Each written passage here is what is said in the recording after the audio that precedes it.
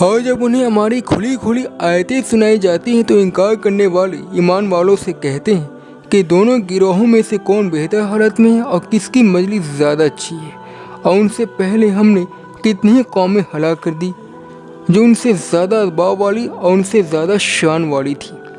کہو کہ جو شخص گمراہی میں ہوتا ہے تو رحمان اسے ڈھیل دیا کرتا ہے، یہاں تک کہ جب وہ دیکھ لیں گے اس چیز کو جس کا ان سے وعدہ کیا جا رہا ہے، عذاب یا قیامت، تو انہیں معلوم ہو جائے کہ کس کا حال برا ہے اور کس کا جتھا کمزور۔ اعلیٰ ہدایت پکڑنے والوں کی ہدایت میں اضافہ کرتا ہے، اور باقی رہنے والی نیکیاں تمہارے رب کے نزدیک اجر کے اعتبار سے بہتر ہے اور انجام کے اعتبار سے بھی بہتر۔ کیا تم نے اسے دیکھا جس نے ہماری آیتوں کا انکار کیا اور کہا کہ مجھے ماں اور اولاد مل کر رہیں گے؟ کیا اس نے غیب میں جھانک کر دیکھا ہے یا اس نے اللہ سے کوئی عہد لے لیا ہے؟ ہرگز نہیں۔ جو کچھ وہ کہتا ہے اسے ہم لکھ لیں گے اور اس کی سزا میں اضافہ کریں گے، اور جن چیزوں کا وہ دعوے دار ہے اس کے وارث ہم بنیں گے، اور وہ ہمارے پاس اکیلا آئے گا۔ اور انہوں نے اللہ کے سوا معبود بنائے ہیں تاکہ وہ ان کے لیے مدد بنے۔ ہرگز نہیں، وہ ان کی عبادت کا انکار کریں گے اور ان کے مخالف بن جائیں گے۔ کیا تم نے نہیں دیکھا کہ ہم نے منکروں پر شیطانوں کو چھوڑ دیا ہے، وہ انہیں خوب ابھار رہے ہیں، بس تم ان کے لیے جلدی نہ کرو، ہم ان کی گنتی پوری کر رہے ہیں۔ جس دن ہم ڈرنے والوں کو رحمان کی طرف مہمان بن کر جمع کریں گے اور مجرموں کو جہنم کی طرف پیاسا ہانکیں گے، کسی کو شفاعت اختیار نہ ہوگا مگر اسے جس نے رحمان کے پاس سے اجازت لی ہو۔ اور یہ لوگ کہتے ہیں کہ رحمان نے کسی کو بیٹا بنایا ہے، یہ تم نے بڑی سنگین بات کہی ہے۔ قریب ہے کہ اس سے آسمان پھٹ پڑے اور زمین ٹکڑے ہو جائے اور پہاڑ ٹوٹ کر گر پڑے، اس پر کہ لوگ رحمان کی طرف اولاد کی نسبت کرتے ہیں، حالانکہ رحمان کی یہ شان نہیں کہ وہ اولاد اختیار کرے۔ جو لوگ حق ناحق کی بحث میں نہ پڑیں، جو آخرت کے مقابلے میں دنیا کی مصلحتوں کو اہمیت دیں، جو اللہ کو خوش کرنے سے زیادہ عوام کو خوش کرنے کا اہتمام کرتے ہوں، ایسے ہمیشہ زیادہ کامیاب رہتے ہیں، ان کے گرد زیادہ رونق اور شان جمع ہو جاتی۔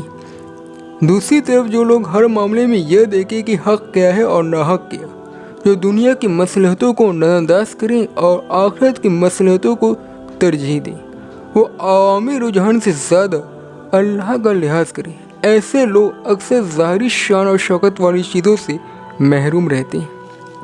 یہ فرق بہت سے لوگوں کے لیے غلط فہمی کا سبب بن جاتا ہے۔ وہ سمجھتے ہیں کہ جو لوگ دنیاوی اعتبار سے بہتر ہیں وہ اللہ کے پسندیدہ ہیں، اور جو لوگ دنیاوی اعتبار سے بہتر نہیں وہ اللہ کے نزدیک ناپسندیدہ ہیں، مگر یہ معیار سراسر غلط ہے، اور ماضی کی تاریخ اس کی کھنڈن کرنے کے لیے کافی ہے۔ کتنے پرفخر زمین کے نیچے دفن ہو گئے، کتنے محل ہیں جو آج کھنڈر کے سوا کسی اور صورت میں دیکھنے والوں کو نظر نہیں آتے۔ سرکش آدمی کو سرکشی کا موقع ملنا مہارت امتحان کی وجہ سے ہوتا ہے، نہ کہ کسی حق کے بنا پر، مگر اکثر ایسا ہوتا ہے کہ آدمی اس فرق کو سمجھ نہیں پاتا، وقتی مہلت کو اپنی مستقل حالت سمجھ لیتا ہے۔ اس کی آنکھ اس وقت تک نہیں کھلتی جب تک مدت خاتمہ کا اعلان نہ ہو اور اس سے سرکشی کا حق چھین نہ لیا جائے۔ اللہ اپنی مصلحت کے تحت کسی کو دنیا ہی میں یہ تجربہ کرا دیتا ہے، کوئی اسی حال پر باقی رہتا ہے اور یہاں تک موت اسے وہ چیز دکھا دیتی ہے جسے وہ زندگی میں دیکھنے کے تیار نہ ہوا تھا۔ ہدایت یاب ہونا یہ ہے کہ آدمی کا شعور صحیح رخ پر جاگ اٹھے۔ ایسے آدمی کے سامنے کوئی صورتحال آتی ہے تو وہ اس کی صحیح توجیہ کر کے اس سے اپنی غذا بنا لیتا ہے۔ اس طرح اس کی ہدایت میں یقین اور کیفیت کے اعتبار سے برابر اضافہ ہوتا رہتا ہے۔ اس کی ہدایت جامد چٹان کی طرح نہیں ہوتی بلکہ زندہ درخت کی مانند ہوتی ہے جو برابر بڑھتا چلا جائے۔ جس طرح دنیا کے پیش نظر عمل کرنے والا برابر ترقی کرتا رہتا ہے، اسی طرح آخرت کو سامنے رکھ کر عمل کرنے والے کا عمل بھی مسلسل اضافہ پذیر ہے۔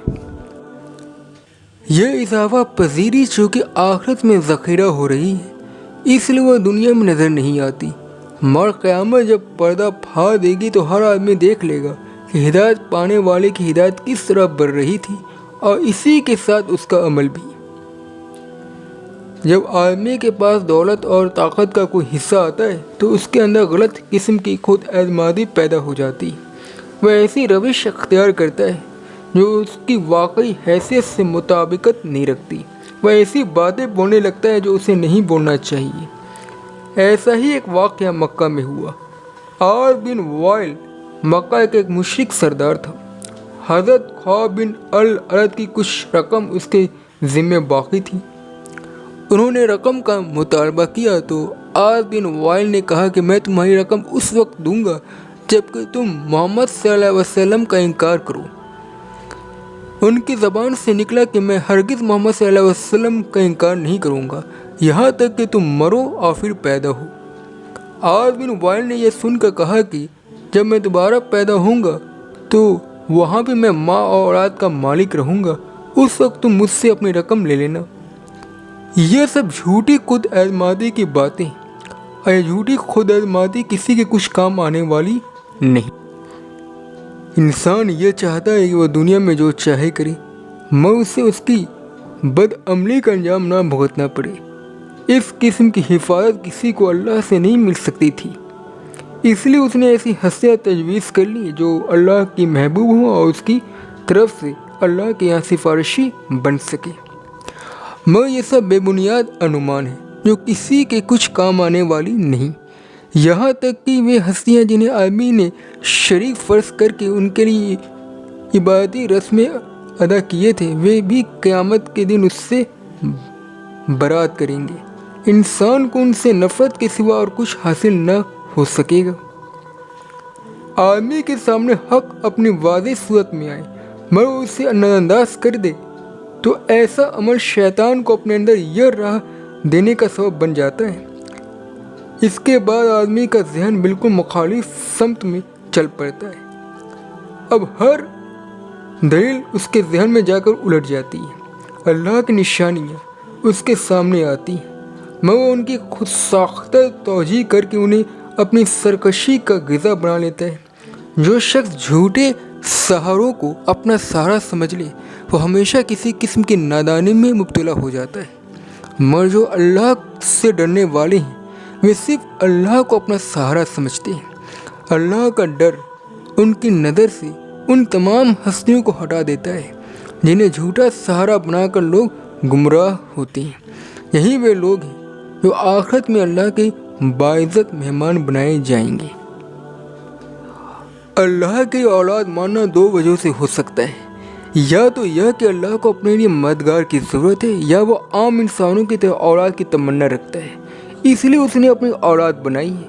یہ دونوں باتیں بے بنیاد ہیں۔ زمین و آسمان کی بناوٹ اتنی کامل ہے کہ یہ بالکل ناقابل تصور ہے کہ اسے بنانے اور چلانے والا اللہ ایسا ہو جو انسانوں کی طرح کی کمیاں اپنے اندر رکھتا ہو۔